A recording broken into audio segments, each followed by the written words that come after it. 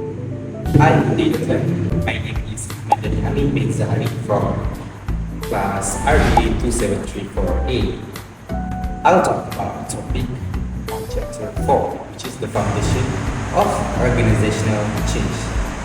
We know we are surrounded by technologies, modern technologies, and that's why I'm focusing on how an organization survive change in an AI era.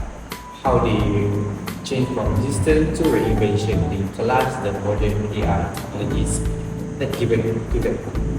Organizations around the world are rapidly adapting with AI, automation, and digital systems inside.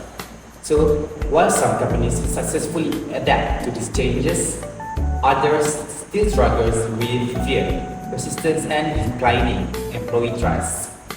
So the question here is, how can organizations survive the major change without losing their people? So today I will discuss how organizations respond to change in the AI era using concepts from organizational development and organizational change.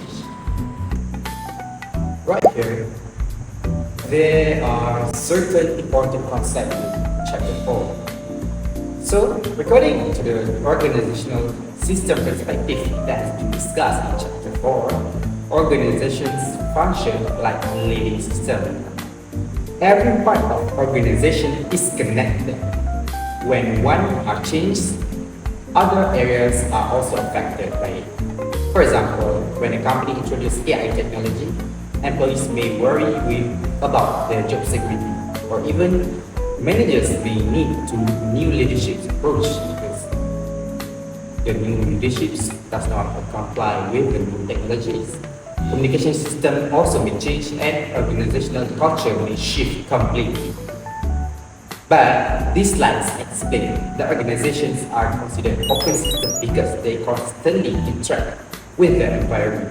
This is important today because business must adapt quickly to technological change and global competition. A good example is Microsoft. Why Microsoft? Because they integrated AI tools into many workplace systems. They have a lot of departments now. So instead of only changing technology, the company also focused on employee learning and collaboration, breathing among them. This shows that organizational change is not just about technology. It's all about people, culture, and system working together. The second part that I want to talk is why we resist to change. One important idea from the chapter 4 is Kurt Lewis' three-phase model of change. What does the model say? Unfreezing, moving, and refreezing. The first is unfreezing means preparing employees emotionally and mentally for the change. This is often the hardest stage. Why? It's because employees naturally fear uncertainty. Yep.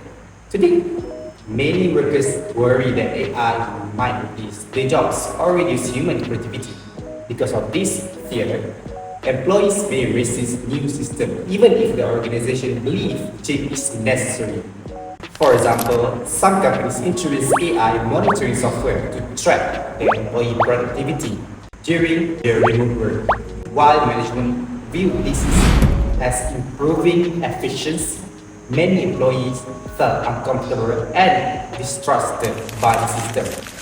This situation relates to Lewis' force field analysis, where organizations face driving force pushing for change and restraining force resisting change.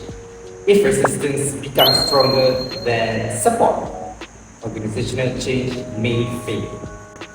After we talk about the problem and all of them, we might think how to prevent it. So, reinvention and future success. Here, to survive long-term change, organization must move beyond fear and focus on reinvention. The blueprint model discussed in chapter 4 highlights the importance of leadership, motivation, system, culture, and organizational performance.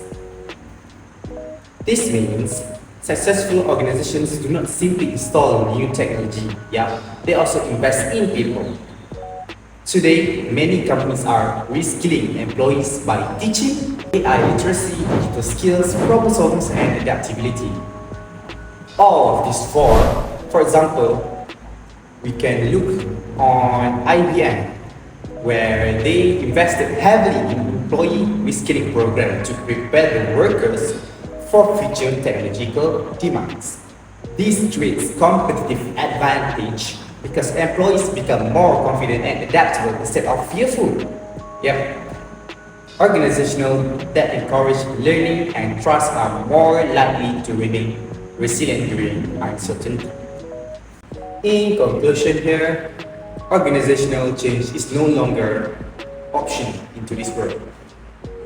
The rise of AI and digital transformation continues to reshape workplace globally. However, technology alone does not determine organizational success.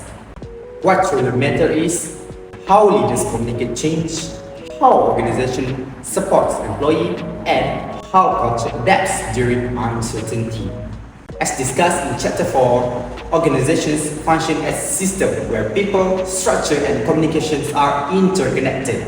Therefore, companies that focus on trust, learning, and adaptability will not only survive change, they will reinvent themselves for the future.